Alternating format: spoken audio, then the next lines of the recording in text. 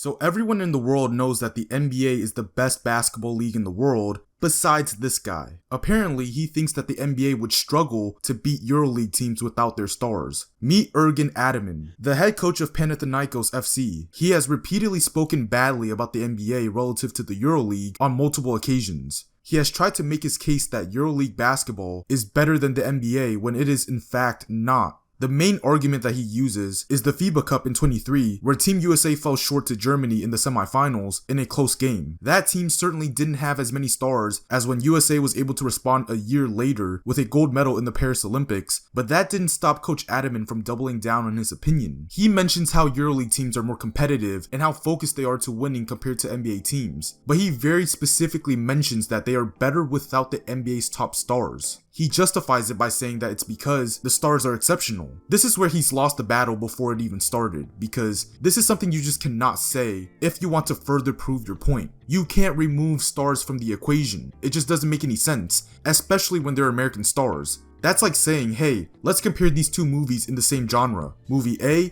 and movie B. But let's remove the top actors from movie A and compare it to movie B. That's an invalid comparison because you're not comparing the full product. The top stars are a part of the product. The reason why he's saying quote unquote if you remove the stars is because it makes his argument more convenient. It helps him sell his argument of trying to make the EuroLeague seem better than the NBA when in reality it is far from it. Why did he say remove the stars from the NBA but not from the EuroLeague? It's because he's trying to capitalize on an unfair advantage and manipulate the landscape in a way that the EuroLeague looks better. If the EuroLeague was really on the same level, wouldn't they also have stars that are also exceptional? But it's interesting how he describes the FIBA Cup in 23 as quote-unquote telling for why the NBA can't compete with the EuroLeague without its stars, because there's so much more that went into why Team USA lost in the FIBA Cup. Let me ask you, as a kid, if you've ever played sports, you would know how important it is to have good vibes with your teammates. Coaches and even parents always preach teamwork.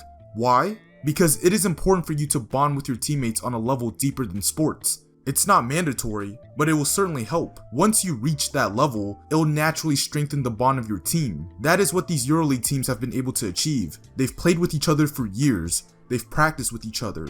They've hung out off the court. They probably know each other's families. They're like a tight family that operates the same way on the court. But guess who doesn't have that luxury? Team USA. Team USA has its roster constructed in advance, but the time for them to bond and work with one another is very limited. They have a couple of weeks and then they gotta go. Any issues, problems, or troubles that they encounter along the way, they gotta figure it out on the fly. There's no time to really know your teammates deeper than the surface level. Although they can grow close, it's not like playing a full season together. Meanwhile, these other EuroLeague teams have never left. So naturally, when Team USA meets these EuroLeague teams, there's going to be a disconnect in the way that they play. But something else that contributes to the disconnect is the difference in the battlefield. For an example, let's say you're a world-class kickboxing champion, and you decided that you want to transition over to MMA. You might think that because you're already a world-class striker, that you're going to dominate on the feet at the highest level. But that's not necessarily the case. Because in MMA, striking becomes different because of the rules. Gloves in MMA are much smaller than gloves in kickboxing. The octagon in MMA is much bigger than the kickboxing ring. The rounds in MMA are much longer than the kickboxing rounds. It's just a whole different game that you'll have to adapt to.